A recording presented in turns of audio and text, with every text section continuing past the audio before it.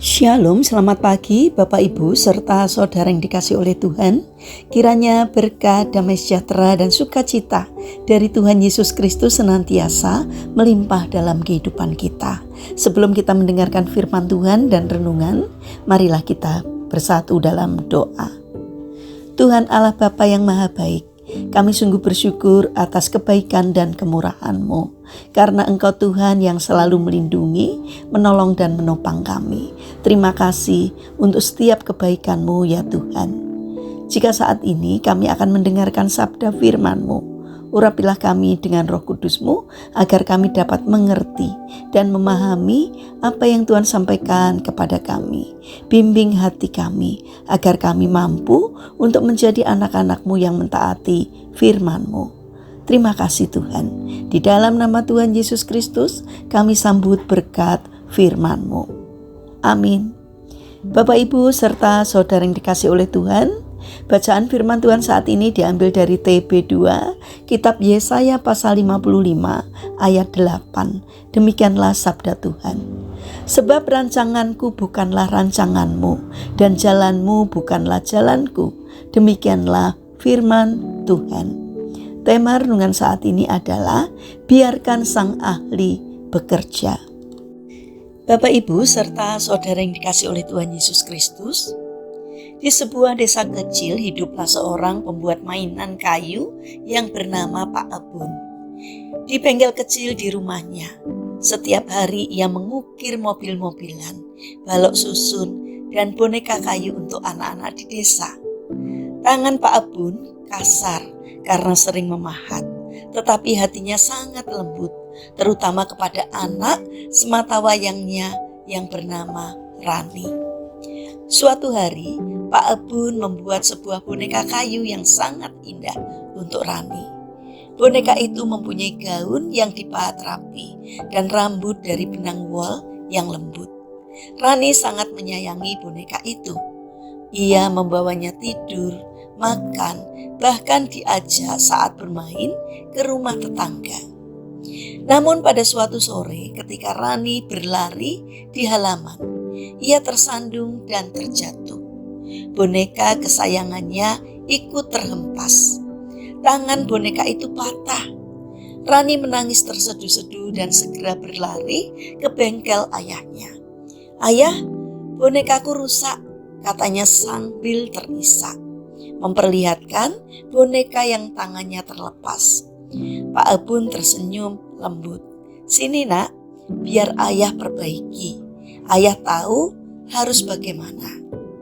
Tapi Rani yang sudah punya rencananya sendiri berkata, "Tidak ayah, ayah tidak mengerti. Aku mau tangan yang satu lagi dipotong, lalu dipelitur, kemudian baru ditempel lagi pakai lem atau paku." Pak Abun mencoba menjelaskan, "Rani, kalau ayah lakukan seperti itu, bonekamu akan semakin rusak. Percayakan saja pada ayah. Ayah sudah biasa memperbaiki mainan." Namun Rani tidak sabar. Ia melihat ayahnya yang tampak tenang dan dianggapnya terlalu lama bekerja. "Ayah tidak mengerjakan seperti yang aku mau. Ayah terlalu lambat," katanya kecewa. Ia merebut kembali bonekanya dan pergi meninggalkan ayahnya di bengkel. Bapak Ibu serta saudara yang terkasih, seringkali kita seperti Rani di hadapan Tuhan. Kita datang kepadanya dengan masalah. Mungkin masalah keuangan yang sulit, hubungan yang retak, kesehatan yang menurun, pelayanan yang buntu, masa depan yang membingungkan. Kita berdoa tetapi di dalam hati kita sudah menyiapkan cara yang kita anggap terbaik. Kita berharap Tuhan mengikuti skenario kita. Waktunya harus sesuai jadwal kita, caranya harus sesuai dengan logika kita. Ketika Tuhan bekerja dengan cara yang berbeda atau seolah terlambat, kita mulai kecewa, marah, bahkan mengambil kembali boneka kehidupan kita dan mencoba untuk memperbaikinya sendiri.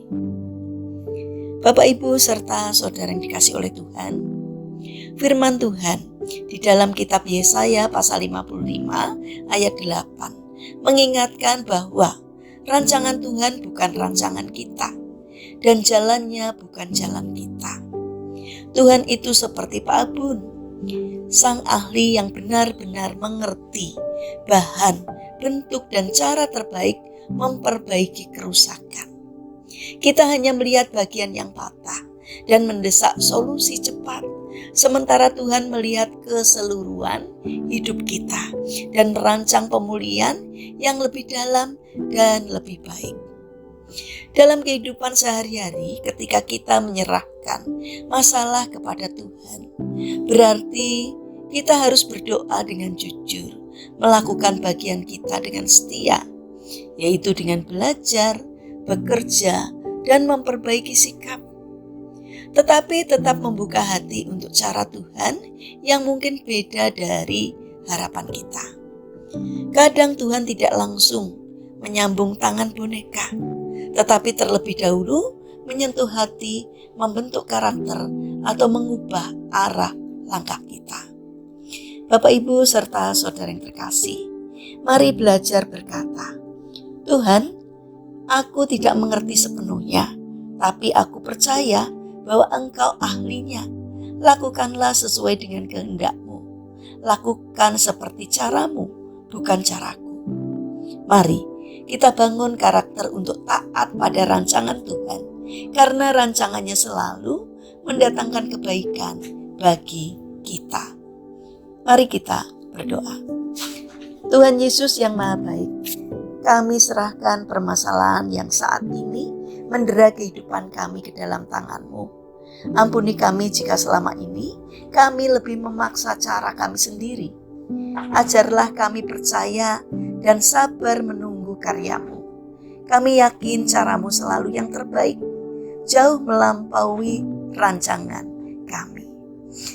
Bapa yang Maha Baik, kami berdoa untuk saudara-saudara kami yang mengalami lemah fisik atau sakit.